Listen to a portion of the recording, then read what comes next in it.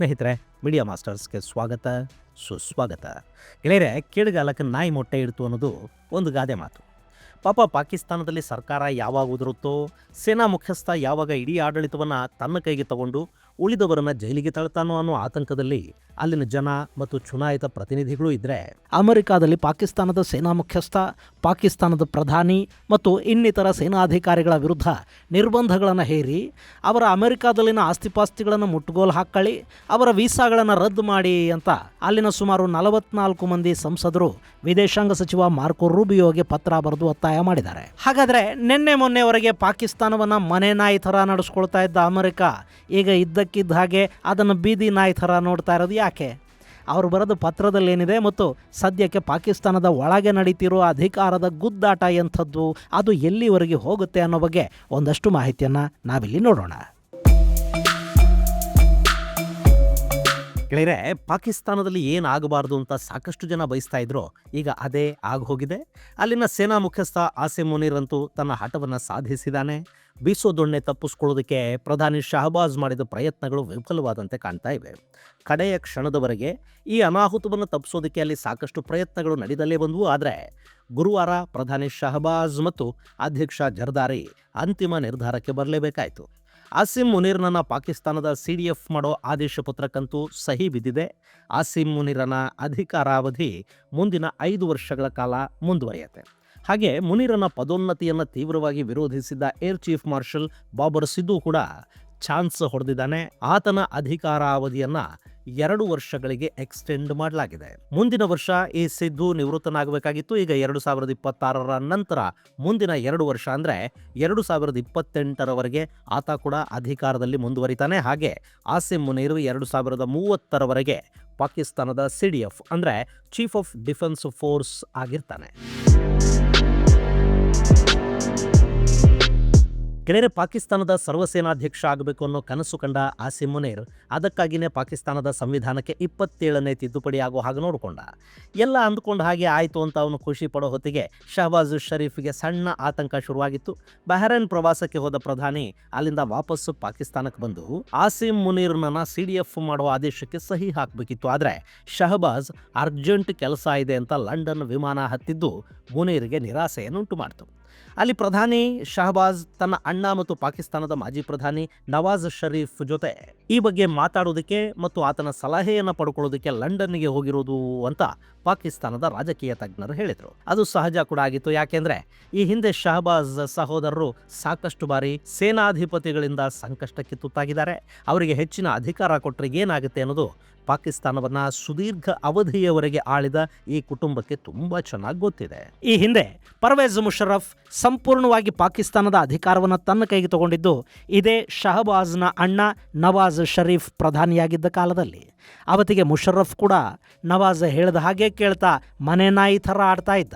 ಸೇನಾ ಮುಖ್ಯಸ್ಥನನ್ನಾಗಿ ಮಾಡಿದರೆ ಇನ್ನೂ ಚೆನ್ನಾಗಿ ಮಾತು ಕೇಳ್ತಾನೆ ಅಂದುಕೊಂಡ ಶರೀಫ್ ಸೇವಾ ಹಿರಿತನವನ್ನು ಕಡೆಗಣಿಸಿ ಸಾಕಷ್ಟು ಸೀನಿಯರ್ ಸೇನಾಧಿಕಾರಿಗಳನ್ನು ಪಕ್ಕಕ್ಕಿಟ್ಟು ಈ ಮುಷರಫ್ಗೆ ಸೇನಾ ಮುಖ್ಯಸ್ಥನ ಪಟ್ಟವನ್ನು ಕಟ್ಟಿದ್ರು. ಆದರೆ ನಾಯಿನ ತಗೊಂಡೋಗಿ ನೀವು ಎಲ್ಲೇ ಕೂಡಿಸಿದ್ರು ಅದು ತನ್ನ ಒರಿಜಿನಲ್ ಬುದ್ಧಿನ ಬಿಡೋದಿಲ್ಲ ಅಂತಾರಲ್ಲ, ಹಾಗೆ ಮುಷರಫ್ ಅಧಿಕಾರಕ್ಕೇರಿದ ಕೆಲವೇ ದಿನಗಳಲ್ಲಿ ಪ್ರಧಾನಿಯ ಜೊತೆ ಕಿರಿಕ್ ಮಾಡಿಕೊಂಡ. ಆನಂತರ ನವಾಜ್ ಶರೀಫ್ ಅವರನ್ನು ಪದಚ್ಯುತಗೊಳಿಸಿ ಅಧಿಕಾರವನ್ನು ಸಂಪೂರ್ಣವಾಗಿ ತನ್ನ ಕೈಗೆ ತಗೊಂಡ.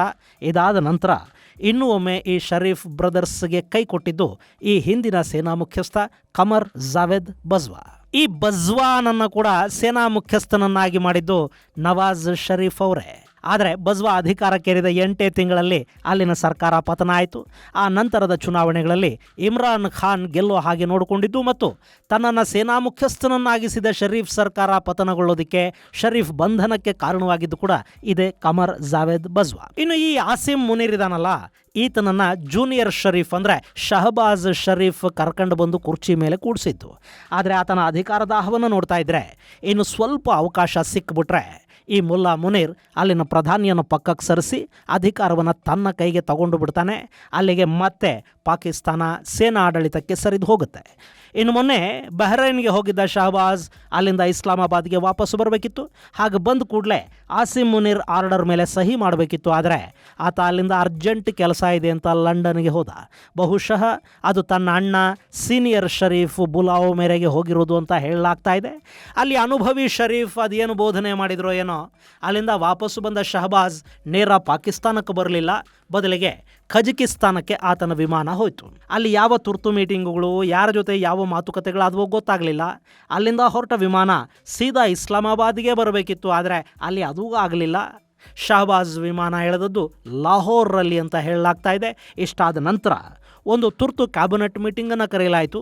ಆನಂತರ ಶಹಬಾಜ್ ಮನೆಗೆ ಪಾಕಿಸ್ತಾನದ ವಾಯುಸೇನೆಯ ಮುಖ್ಯಸ್ಥ ಜಹೀರ್ ಅಹ್ಮದ್ ಬಾಬರ್ ಸಿದ್ದು ಹೋಗಿದ್ದಾನೆ. ಈ ಜಹೀರ್ ಅಹ್ಮದ್ಗೆ ಆಸಿಮ್ ಮುನೀರ್ ಫೀಲ್ಡ್ ಮಾರ್ಷಲ್ ಆಗಿದ್ದೇ ಇಷ್ಟ ಇಲ್ಲ. ಹೀಗಿರುವಾಗ ಆತ CDF ಆಗ್ತಾನೆ ಅಂದರೆ ಅದನ್ನು ಈ ಜಹೀರ್ಗೆ ಸಹಿಸ್ಕೊಳ್ಳೋದು ಕಷ್ಟನೇ ಆಗುತ್ತೆ. ಆಪರೇಷನ್ ಸಿಂಧೂರ್ ಸಂದರ್ಭದಲ್ಲಿ ವಿಮಾನಗಳನ್ನು ಕಳ್ಕೊಂಡಿದ್ದು, ಕಾದಾಡಿದ್ದು, ಪೈಲಟ್ಗಳನ್ನು, ಅಧಿಕಾರಿಗಳನ್ನು ಕಳ್ಕೊಂಡಿದ್ದು, ಕಡೆಗೆ ಅವಮಾನಕ್ಕೆ ತುತ್ತಾಗಿದ್ದು ಕೂಡ ಪಾಕಿಸ್ತಾನದ ವಾಯುಪಡೆನೇ. ಆದರೆ ಅಲ್ಲಿ ಪ್ರಚಾರ ಪಡ್ಕೊಂಡಿದ್ದು, ಬ್ಯಾನರ್ ಹಾಕಿಸ್ಕೊಂಡಿದ್ದು, ಕಡೆಗೆ ಅಮೆರಿಕಾಗೆ ಹೋಗಿ ಅಲ್ಲಿ ಲಾಬಿ ಮಾಡಿ ಬಂದದ್ದು, ಟ್ರಂಪ್ಗೆ ಬೆಣ್ಣೆ ಹಚ್ಚಿ ಬಿರಿಯಾನಿ ತಿಂದದ್ದು ಈ ಆಸಿಮ್ ಮುನೀರ್. ಆ ಸಿಟ್ಟು ಕೂಡ ಜಾಹೀರ್ಗೆ ಇದ್ದೇ ಇದೆ. ಹೀಗಾಗಿ ಈಗ ಮುನೀರ್ ಲಾಭ ಮಾಡಿಕೊಳ್ಳೋದು, ಆತ CDF ಆಗಿ ಮುಂದುವರಿಯೋದು ಮತ್ತು ಮುಂದಿನ ವರ್ಷ ಈ ಜಾಹೀರ್ ಸಿದ್ದು ನಿವೃತ್ತನಾಗೋದು ಅಂದರೆ ಅದು ಅನ್ಯಾಯ ತಾನೇ.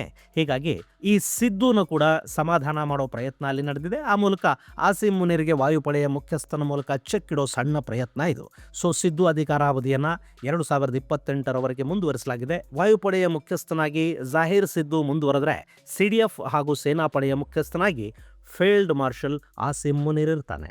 ಈ ನಡುವೆ ಅಮೆರಿಕದ 44 ಮಂದಿ ಸಂಸದರು ಪಾಕಿಸ್ತಾನದ ಸೇನಾಧಿಕಾರಿ ಮುನೀರ್, ಅಲ್ಲಿನ ಪ್ರಧಾನಿ ಹಾಗೂ ಇನ್ನಿತರ ಸೇನಾಧಿಕಾರಿಗಳ ವಿರುದ್ಧ ನಿರ್ಬಂಧಗಳನ್ನು ವಿಧಿಸೋದಕ್ಕೆ, ಅವರ ವೀಸಾ ರದ್ದತಿಗೆ, ಅವರ ಅಸೆಟ್ಸನ್ನು ಜಪ್ತು ಮಾಡೋದಕ್ಕೆ ಅಮೆರಿಕದ ವಿದೇಶಾಂಗ ಸಚಿವ ಮಾರ್ಕೋ ರೂಬಿಯೋಗೆ ಪತ್ರವನ್ನು ಬರೆದಿದ್ದಾರೆ.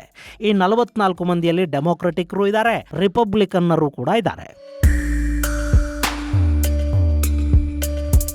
ಗೆಳೆಯಲಾಗಿರೋದೇನು ಅಂದರೆ, ಪಾಕಿಸ್ತಾನದ ಜೈಲಲ್ಲಿರೋ ಇಮ್ರಾನ್ ಖಾನ್ ಬಿಡುಗಡೆಗಾಗಿ ಅಲ್ಲಿ ದೊಡ್ಡ ಮಟ್ಟದ ಪ್ರತಿಭಟನೆಗಳಾಗ್ತಾ ಇವೆ. ಮೊನ್ನೆ ಇಮ್ರಾನ್ ಖಾನ್ ಸತ್ತೇ ಹೋಗಿದ್ದಾರೆ ಅನ್ನೋ ಸುದ್ದಿಗಳು ಹಬ್ಬಿದ್ವು. ಆದರೆ ಅದು ನಿಜ ಆಗಿರಲಿಲ್ಲ.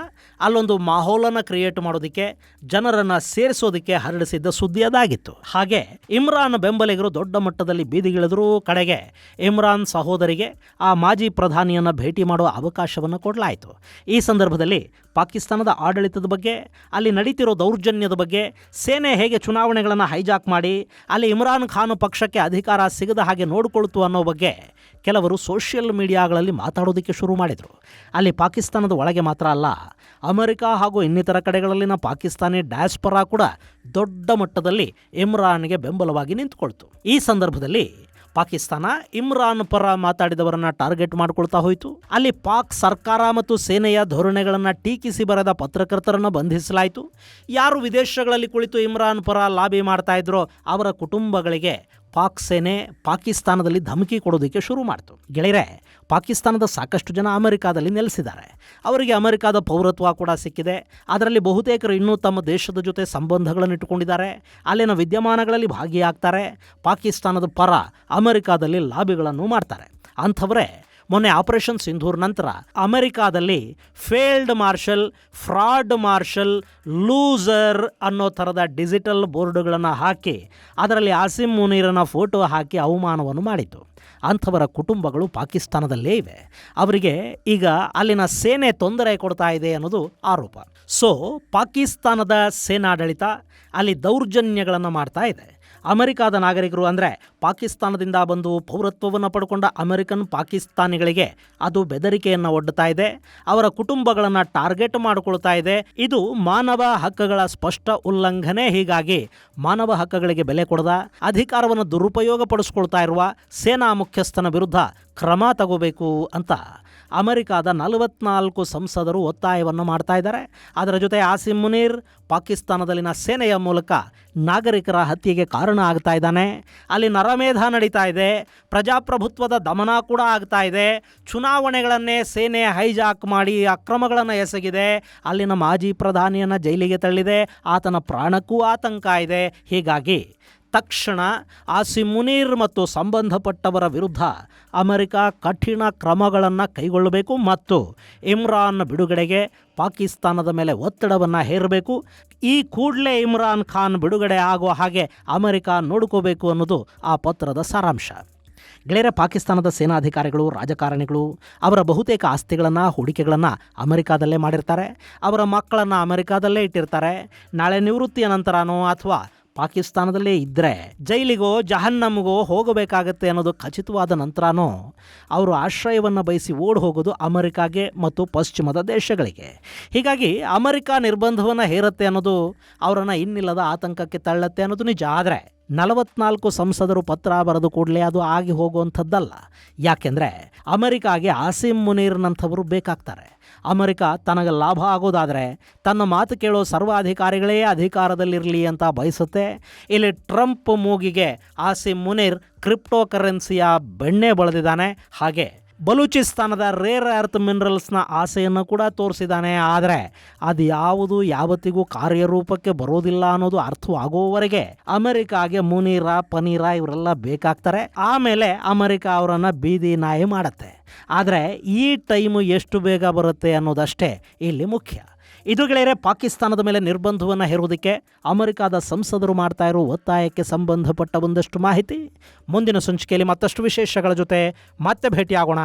ಅಲ್ಲಿವರೆಗೆ ಜೈ ಹಿಂದ್, ಜೈ ಕರ್ನಾಟಕ.